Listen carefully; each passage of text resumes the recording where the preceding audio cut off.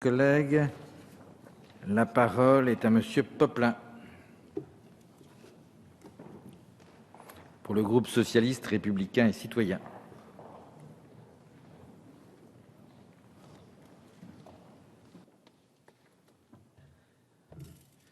Monsieur le Président, Madame la garde des Sceaux, Madame la Ministre, Monsieur le rapporteur, mes chers collègues, à l'heure d'une actualité qui ne nous apprend malheureusement rien de véritablement nouveau et dont j'ai la conviction qu'elle n'a pas davantage de caractère fortuit, nous engageons aujourd'hui l'ultime étape d'examen du projet de loi relatif au renseignement dans le cadre de la lecture de ce texte tel qu'il est issu de l'accord intervenu entre députés et sénateurs la semaine dernière au sein de la commission mixte paritaire. C'est l'occasion de dresser à mon tour le bilan du travail d'ampleur que nous avons mené ensemble au cours de ces derniers mois sur cette question d'importance qui n'a pas manqué de susciter l'intérêt, voire les passions, pour ne pas dire de francs excès. Ce débat, nous l'avons mené les uns les autres avec conviction, dans une confrontation des points de vue parfois ardente, au sein de cet hémicycle sous le regard sans aménité d'un certain nombre de nos concitoyens qui ont souhaité exprimer des inquiétudes que nous nous devions de prendre en compte. Je veux ici saluer la marque que notre rapporteur Jean-Jacques Urvoas, président de la commission des lois, a su imprimer à ce texte en portant de manière constante, avec sincérité et force juridique, une vision mesurée et déterminée de ce qui doit être la conciliation du respect des libertés publiques et de l'efficacité de nos services de renseignement dans un État de droit comme le nôtre. Je veux aussi remercier le Premier ministre et les ministres pour leur écoute et l'attention qu'ils ont portée au travail des parlementaires, ici à l'Assemblée nationale, ensuite au Sénat. Qui pourrait nier que le texte soumis par le gouvernement a été profondément consolidé du point de vue des garanties qu'il apporte aux citoyens lors de son passage dans les deux chambres. Nous nous sommes interrogés lors de nos débats pour savoir si un pays comme la France était légitime à disposer de services de renseignement. Si, objectivement, très peu se posent encore cette question, il en demeure quelques-uns. Nous nous sommes interrogés sur les moyens auxquels ils pouvaient avoir recours, s'ils devaient pouvoir agir de manière encadrée et contrôlée sur tous les outils technologiques employés par ceux qui ont pour projet d'attenter à la sécurité de la France et des Français.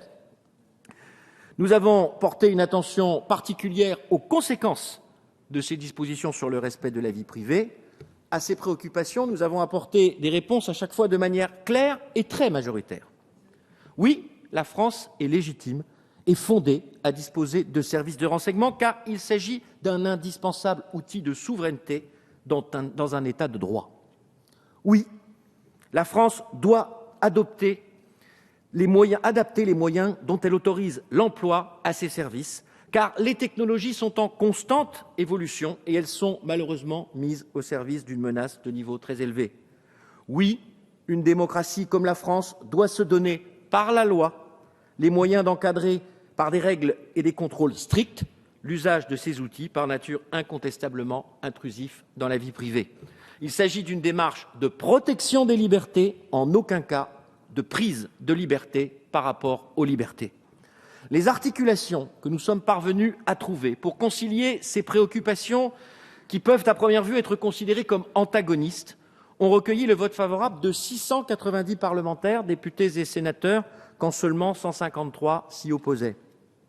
Dans ce contexte, les faibles différences de fond constatées à l'issue de l'examen du texte par nos collègues sénateurs donnaient à chacun des membres de la commission mixte paritaire le devoir de rechercher un accord. C'est dans cet esprit de responsabilité que nous l'avons trouvé. Ainsi, sur la question de durée de conservation des renseignements collectés, que notre Assemblée avait tranché en adoptant un amendement que j'avais proposé au nom du groupe socialiste, républicain et citoyen, la CMP a retenu le point de départ pour le calcul des délais choisi par le Sénat, le recueil des renseignements, plutôt que celui de la première exploitation que nous avions décidé.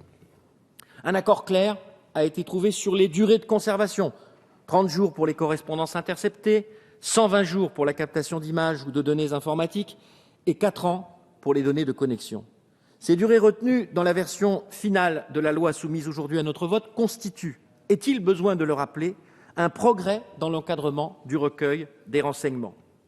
S'agissant des finalités pour lesquelles les techniques de renseignement peuvent être mises en œuvre, la CMP a rétabli la rédaction de notre Assemblée pour la défense des intérêts économiques, industriels et scientifiques majeurs de la France, alors que le Sénat avait supprimé le mot « majeur ».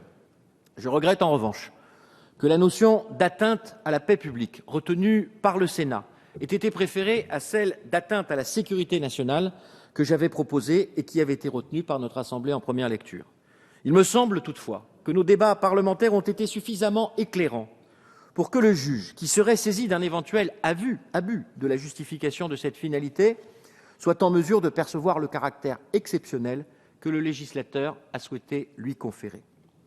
Aux protections spécifiques déjà prévues pour les avocats, journalistes, magistrats et parlementaires, nous avons ajouté un principe de portée générale qui dispose que ces personnes ne pourront en aucun cas faire l'objet d'une surveillance à raison de leur profession ou mandat.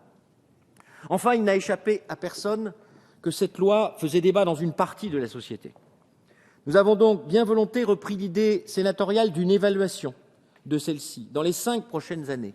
Et si un dispositif ne démontrait pas sa pertinence et son effectivité, comme certains le prétendent, il aurait alors vocation à être purement et simplement supprimé. Quelques mots maintenant sur un élément essentiel du texte qui justifie l'examen simultané d'une nouvelle proposition de loi organique. Je veux parler de la Commission nationale de contrôle des techniques de renseignement.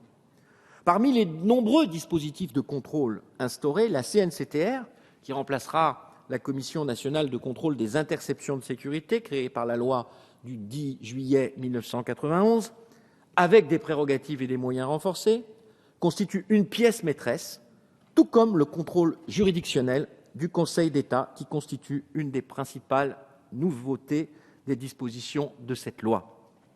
Si un consensus s'est dégagé lors de nos débats sur le principe de la nomination de son président par le président de la République, parmi les membres qui seront issus du Conseil d'État ou de la Cour de cassation, tel que le proposait le gouvernement, nous nous étions accordés sur le fait que cette nomination devait recueillir préalablement l'avis des commissions parlementaires compétentes dans les conditions prévues au dernier alinéa de l'article 13 de notre Constitution.